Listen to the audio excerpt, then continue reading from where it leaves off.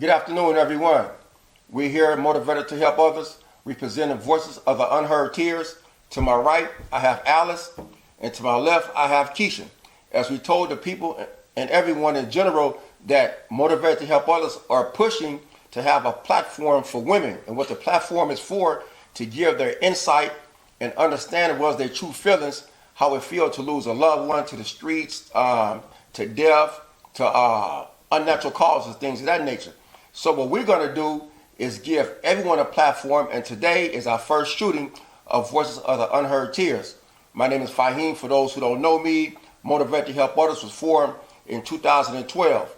People see it as exercise or fitness, but it's more than that. We helping the community, we giving back, we helping the elderly, we helping the children, the at-risk children, what is those who may have failed to the streets or on their way to the streets to prevent them from going.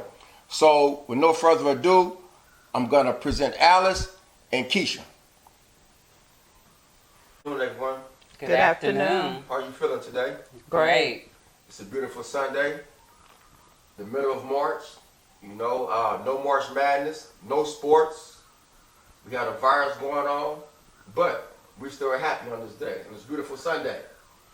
And so, with Motivate to Help Others, here we are giving everyone a platform, especially women. And today's presentation, as we stated earlier, is called Voices of the Unheard Tears. And so, Alice, in brief, can you please tell the world who you are?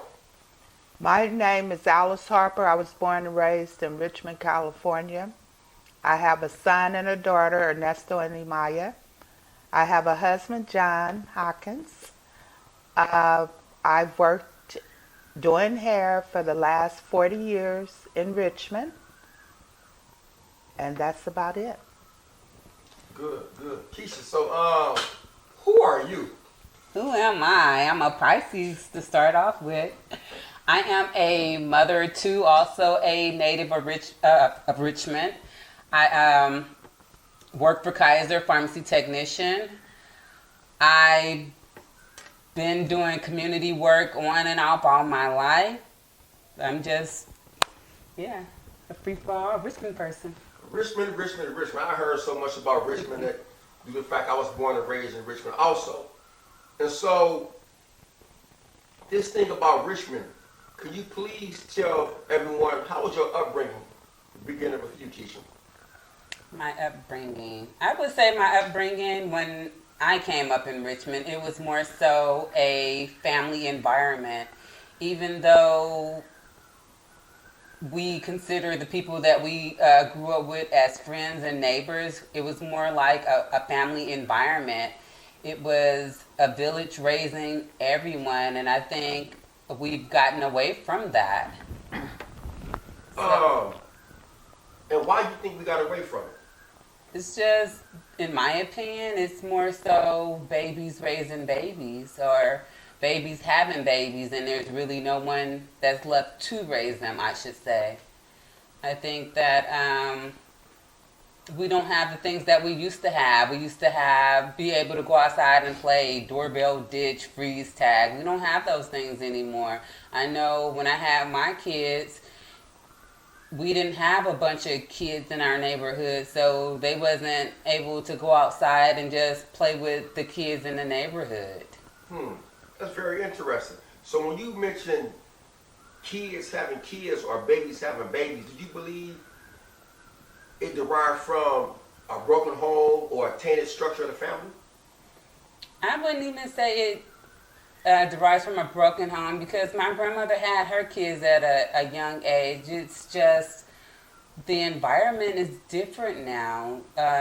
It's more so the kids party, or the kids having kids and they party with their kids, so they're really not being raised. If everybody's at the club partying, who's at church praying for the kids? Who's at home praying for the people that's at church? If everybody's out partying together. I agree. That's a very good answer. That's a very good answer. So Alice, tell the world, how was your upbringing in Richmond? Well, I pretty much had a strict upbringing. I have older siblings, so we were around my older siblings a lot because my mom and dad, they would be at work, so my older sisters, they would pretty much, we would go to their house, they would cook for us and pretty much take care of us while my parents were at work. It was pretty much, it was a good upbringing. No complaints. We were able to leave our doors open all times. We was in a good area, really nice area. We were able to leave the doors open and go on about our business. We didn't have to worry about people breaking in your house. It was really different from the way it is now. Yeah. It sounds like the way it is now versus just say 40 years ago, 35 years ago. Has it been that much of a change? Oh my God, yes. There's no way you could leave your door open, your garage, nothing. You couldn't even leave something sitting in your front yard. Not nowadays, but back then you could have. Because Keisha said how the neighborhood used to be filled with love, joy, even though we were friends, that everyone was treated as family. And what I've been hearing and seeing now is that a lot of family members and friends are turning enemies, or are not even enemies, because now you have those who live in a community and those who are pillars of community are turning against each other. And what I mean by that is that you might have kids who grew up in the neighborhood and see an elderly person who's been staying at a certain area for a long time, and their house is getting broken into. That's right. Have you witnessed or heard anything like that? You hear a lot of that nowadays, but back in the day, we would protect our older people. We looked out for our older people. We respect each other. But nowadays, these kids, they don't have respect for their parents. They don't have respect for no one. And I believe that's why things are like they are. You have to have respect. I agree. I Absolutely. totally agree. And Keisha, could you expound on that? Well, I would just say, I have to agree that they're not being raised to respect their elders. Hell, these days they're not even being raised to respect their own parents, because you can walk outside right now and witness a young kid disrespecting their parents. So if they don't have respect for their parents, you can't expect for them to have respect for your elders. And why do you think kids these days versus back then don't respect their parents or elders? I just think that it's the upbringing. The upbringing is different than what it used to be. Even in the school systems, things are different. Now you have on TV, it's a lot more cursing, where we didn't have that growing up. You have social media. We didn't have the computers and stuff growing up. If you wanted to go outside, if you wanted to play, you would have to go outside and play. Everything was more organic. Now everything is from the internet. So the internet is raising these kids. They have more access to see things that they wasn't privy to see, or we wasn't privy to see growing up. So it's just they're exposed to way more things that they should be exposed to now than we were when we were growing up. So it's like saying that, well, you are saying that the monitoring system has changed, that kids are not being as monitored these days as they were 10, 15, 20 years ago. Well, you think about it. There were no computers when we were growing up. Computers didn't hit until probably, I don't know, I was probably 10. And I didn't get a computer in the house probably until I was a late teen, or, in my early 20s. So, yeah, it's totally different. And just watching TV, it was more family shows on the TV versus the cursing, the naked women, the things that you see now. Things are just totally different, and people are doing things to... they're doing things for people now. They're doing things for social media. They're doing things to try to fit into a group of people where there's really no need to try to fit into. I agree because this, the Wave of the Future years ago, we were talking about the internet, the World Wide Web, and things of that nature. The TVs, the video games, and these video games are so violent. You had the Grand Theft Autos and all these shooting games. So the kids are growing up 5, 6, 7 years old, seeing them things. And I know in my upbringing, what we did, we had a lot of what was called learned behavior. I see this, I learn it, and I act it out. And these days, it's even more prevalent. And it causes a lot of rift in the families, a rift in the households, a rift in the society, a rift amongst relatives, friends, become enemies, become adversaries, and things of that nature. And so, and then we have what goes on. We have hospitals, we have people with so many different conditions that we start to neglect ourselves due to stress, anxiety, things of that nature, right? And so, the question is, how do we go back to using our facilities? Far as if I'm sick, let me check into the hospital versus let me sit at home and allow my body or things to progress or to get worse. I think that we just have to be more mindful. We have to know ourselves. We have to know if we're sick, we have to trust that the people that is put in a position to care for us is really going to care for us. We got to put that trust there. I mean, I know that it's been things that happen where people have lost trust in hospitals and stuff. But at the end of the day, we as a whole have to take it upon ourselves to just self-care. You know, you have to get out there and you have to exercise more. You have to eat right. And I think a lot of us has gotten away from doing that because growing up, I didn't eat a lot of McDonald's. We'd probably have McDonald's once or twice a month, if that. My mom cooked every day. So we had home cooked meals every day, and it wasn't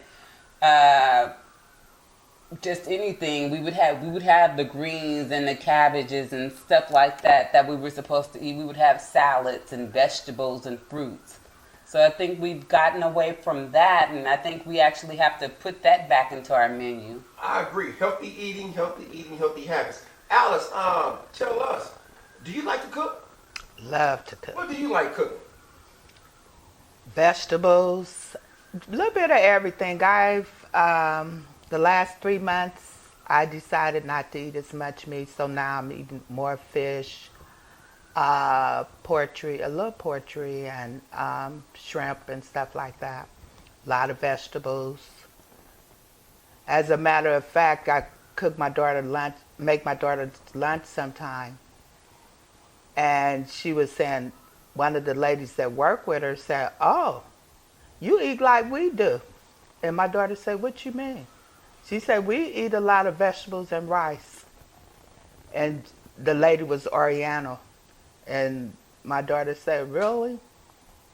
So I guess they like, wasn't used to seeing us eating a lot of vegetables. Right. So that sounds like, as you were just saying, that this one particular person, here it is, seeing your daughter come to work, eating a particular food where her mom made, but at the same time, it basically was like, who are you to eat like us? Right. Right. And so, and with that, how did that make you feel? Well, I just said, we eat, we was raised to eat everything. And we did eat a lot of vegetables growing up, and my mom cooked a variety of everything. But I noticed nowadays the younger people, they take their kids out to McDonald's, like Keisha was saying earlier, and a lot of fast foods. They too lazy to, I don't know if it's lazy, but they don't want to cook, and which they should. That's what caused a lot of, and they feed their children a lot of sweets. That's why a lot of them just have so much energy and just go butt wild, and learning conditions and different stuff. And so who taught you how to cook? Well, I basically learned from my mom, but over the years I just started experimenting. I like to experiment in the kitchen. I may cook something today, the same thing tomorrow, but it'd be different. I always experiment and do different things. Yes. Could you please tell us a little bit about your mother? My mother, Dulcie Harper, I had a beautiful mom. She was loving, kind, and it's sort of hard to talk about her because I usually get teary up when I talk about her, but I just love my mom to death. I recall the last time that I spoke to my mom. She said she wasn't feeling well, so I called my sister. I said we needed to call the hospital to take my mom to the hospital. So, not knowing that I wouldn't see my mom after that particular day, but we were standing in the hospital talking about how good my mom looked and this and that. She had, her face was just clear, and she had on, I never forget, she had on a pink t-shirt. And I told my sister, I said, Yvonne, I'm going to go to the waiting room. And Yvonne said, okay. So about 5 minutes later, she calls me back. And she said, Alice, Mom wants to see you. So I wasn't in her room 2 minutes. And my sister was standing next to her. I was sitting in a chair. And she was feeling her pulse. And she said, Alice, Mom's pulse, she don't have a pulse. I said, what? So I started screaming and hollering and running, trying to get the doctors and stuff. And when they walked in the room, the first thing the doctor said, Miss Harper not connected to the oxygen or whatever. And and she was gone. And, that just really hurt. That's something I never forget. Because I was I'm thinking that she would get a room and be, So, did your mom go to the hospital more than one time? Yeah, by ambulance. I think she went at least 3 times. And during that time, how was the family taking it? Well, everybody was very supportive, her friends, but she got to the point where she really didn't want to be around many people. And I know before she got really sick, she would love for me to dress up in her clothes. She said, Alice, try this on. So I would try this on, dress of hers. And then she gets so tickled. She said, walk down, to have me walking, and I would model her clothes for her. And she really enjoyed that. That was a bond that I never forget. Did your grandmother have a lot of clothes? Oh. Excuse me, did your mom have a lot of clothes? Oh, did she? Clothes, shoes, hats, purses. And I still have a lot of her clothes now. I just find it hard to depart them. I heard she used to like to wear hats. Love hats. I have some of her hats as well. Oh, that's good. That's good. So basically, your mom, upon her leaving this world, she was a pillar in the community. She did a lot for people. Oh, yeah, she was very kind. She'd give her last to anybody. Do you remember any times that she was feeding the homeless or going to churches or things of that nature? Yeah, at her church, she went to North Richmond Baptist Church, so every Wednesday she would go feed the homeless there, and sometimes if I didn't have to work, I would go along and help her on several occasions. So that's like she loved doing that before she retired. Oh, yeah. What kind of work was she doing before she retired? She was I guess you would call it a nurse's aide or something. And I did that as well. When I was in high school, I would go to work with her, and I was a nurse's aide as well. What's the last memorable thing you remember about your mom when you was in high school? In high school, ooh, as far as what? Going to school, coming to your graduation. How did you feel about seeing your mom at school? To be honest, I can't even remember my mom unless I've gotten older, but I can't remember her coming to my school. Maybe my older sisters came, because I can't recall my mom coming to my school. I really can't. Because he was working a lot. Yeah, because she did work. And like I said earlier, my older siblings, they would do a lot for us, cook. And although my mom did cook, but they would do a lot of cooking and watching and, looking out for us.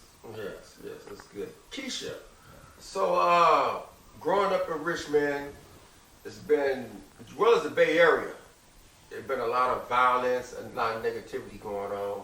Shootings, drug dealings, gang bangers, not just say colors, but over money, women, and things of that nature.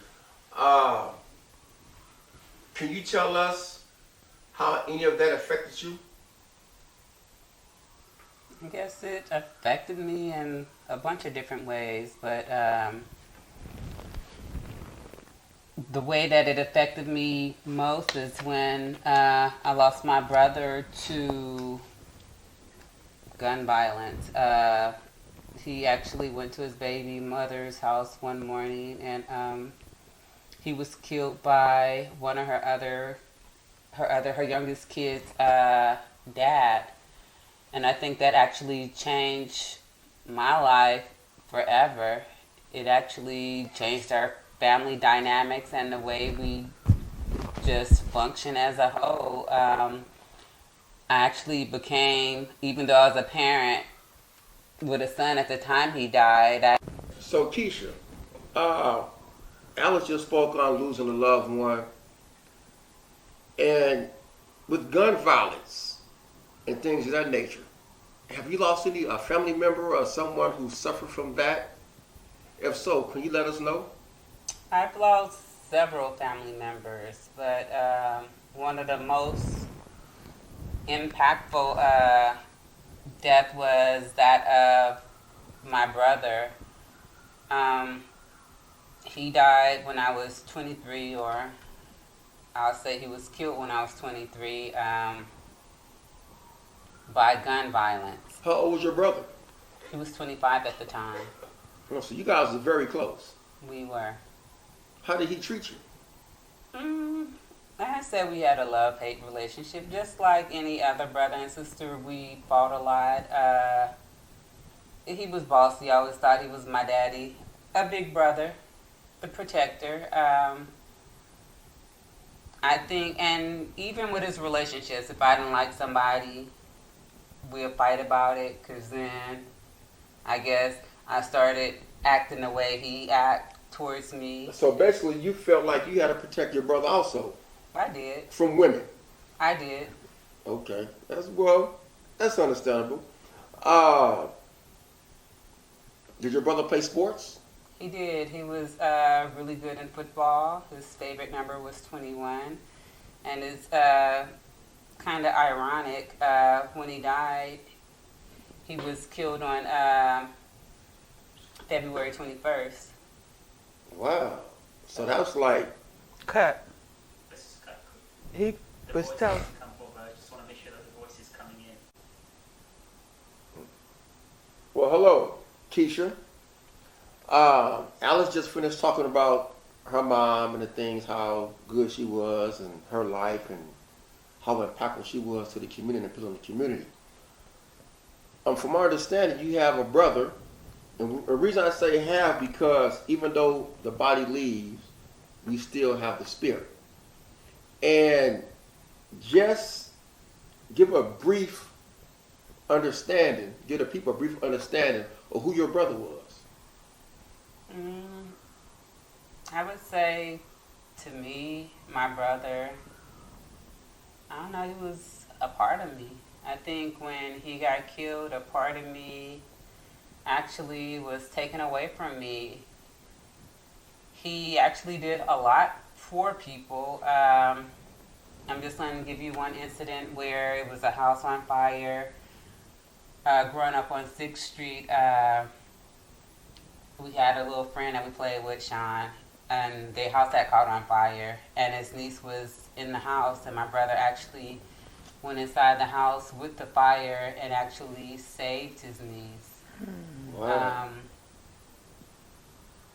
It's just, I don't know, it's just a lot that he did, but I can say losing him was hard for me just because when he had his kids, I actually had to step up at the age of 23 to take on the role of not only being an aunt, but being, you know, like a second mother to him, standing up, you know, for him or standing in his place because he was no longer there. So that was a lot for somebody at the age of 23. What was your brother's name? My brother's name was Ernest Neff, but they called him Dante, or his middle name was Dante. How many kids did he have? He had 6 kids. Wow, 6 kids at the age of 21. So basically, he had age of 21. He liked the number 21.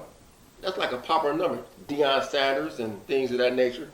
And so, did he like sports? He loved football. What position did he play? He was, I guess he played different positions. He was a running back, receiver. He was really good at football. I think that every team that he played for, my mom never had to pay.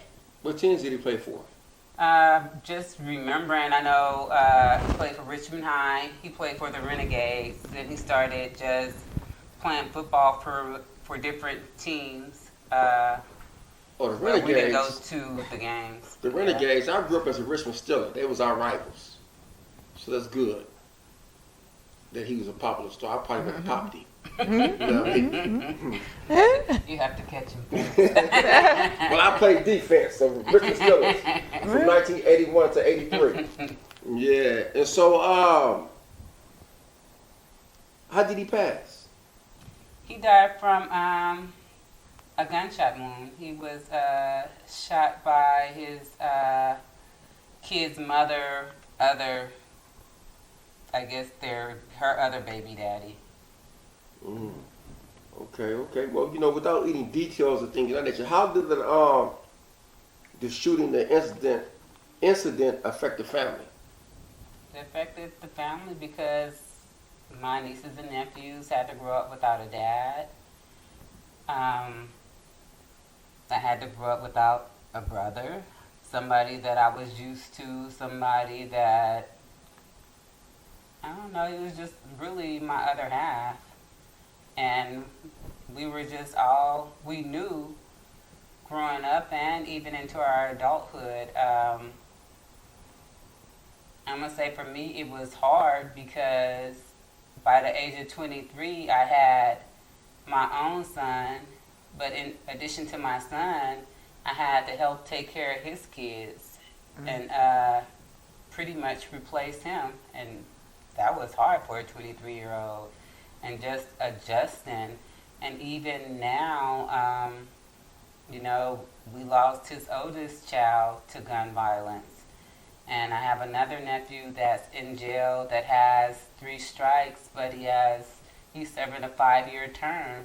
Wow. And I think that things would have been different had my brother been here. Well, I know that things would have been different had my brother been here because with his kids, even though he started out in the streets in his younger life, he actually got himself together for his kids. And being a dad was one of the greatest things for him because before he died, he had custody of half his kids. So even though your brother ran the streets like we all have done, he was a good father and a good provider for his kids. He was a good father, and when he had to step up to get custody of his kids, that was one of the conditions of him getting custody of his kids, he had to leave the street life and actually get a job. So he went through the little parenting program to get his kids. He went and got a job at Target. He started hustling at the flea market, selling stuff. He went and got computers and stuff so he can actually start a temp agency. Good. So, and when we speak on ripple effects, you stated that his son is incarcerated. One other one had got killed. And what about his daughters? How are they living? What they have going on? One is in school, and I think she's just had enrolled, I want to say in the Navy. Yeah, our relationship with her is kind of estranged. One just went and applied for Kaiser, and she's been taking the test to actually get into Kaiser. So I'm praying that everything goes well with that. And the boys, I guess they're pretty much been the boys, living the street life, and hopefully they'll get it together before it's too late. Yes. I understand how it is with the street life because I was into it, and it led me to 31 years in prison. And so understand the ripple effects, well as the disconnect between a child, a mother, and a father, and the bond, the family bond being broken. And here it is, 2020.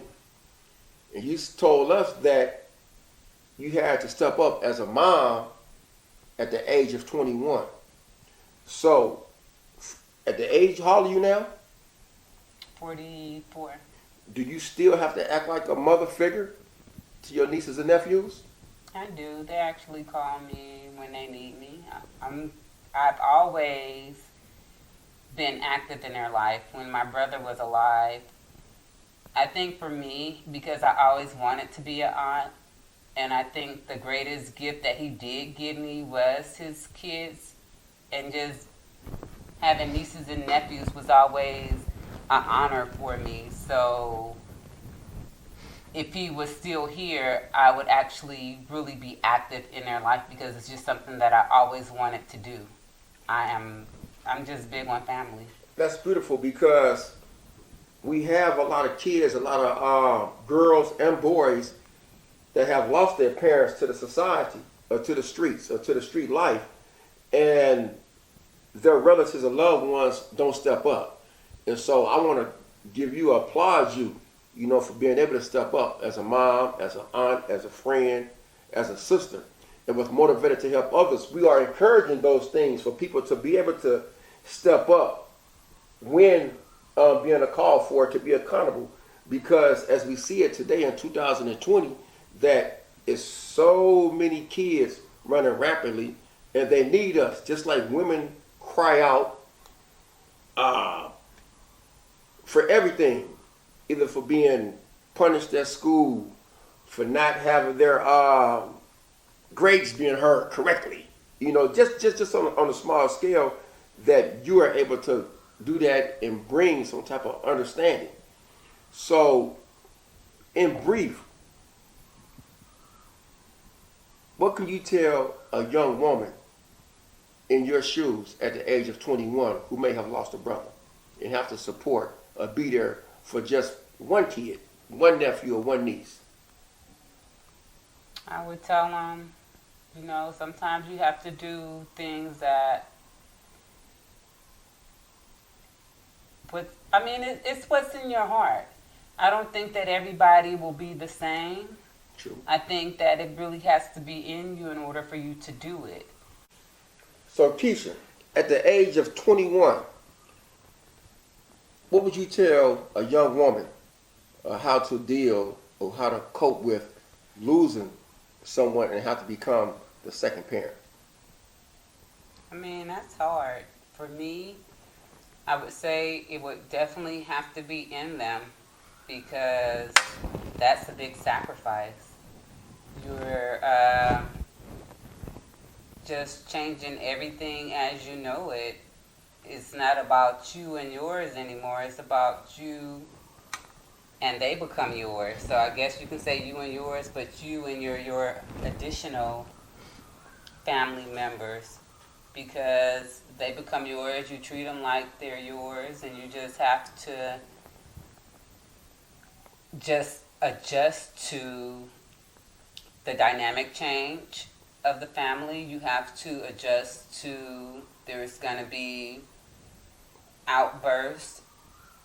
You just have to become the counselor. You have to become the parent. You have to become the coach. You have to become everything in one in order to make things work. And I'm going to be honest, it's not for everyone. Right, I agree. It's not for everyone. Everyone will not ever be able to do it. And so basically you saying there's going to have to be a lot of sacrifices also. It's a lot of sacrificing. Yes. And so in winding down this first segment of Voices of the Unheard Tears, Alice, and as you see in a society now, little girls and little boys, what would you have to tell them about having to raise someone due to the illness or the loss of someone? Well, to be honest, I never raised anyone that, lost, I never had to raise anybody else that lost someone. But I would think if I had to do it, I would just take charge. As a parent, I would do as much as I could. I would give them the proper education, the discipline. I would make sure they respect me and give them true guidance. That's what a lot of the children need today, guidance, which they don't get. I agree. Guidance. And it can't be guidance from anyone. It can't be guidance from any source. And as Keisha said earlier, we have the internet, we have these phones, we have these computers. We have to get back to the books. We got to get back to the grooming. We have to get back to the table talk. We don't have table talk. We don't eat with each other anymore. We have to get back to those simple things, because I learned over food, just eating over food. You can learn a lot. You can learn a lot. Just like going to the barber shop, going to the beauty salon, you learn a lot. And so we're going to wrap up this first segment of Motivated to Help Others. We ask everyone, please tune in. There's many more segments to come. On the next one, we will resume with Keisha, with Alice, and myself, Fahim. So with that, we want to say thank you very much, and stay tuned for more Voices of the Unheard Tears.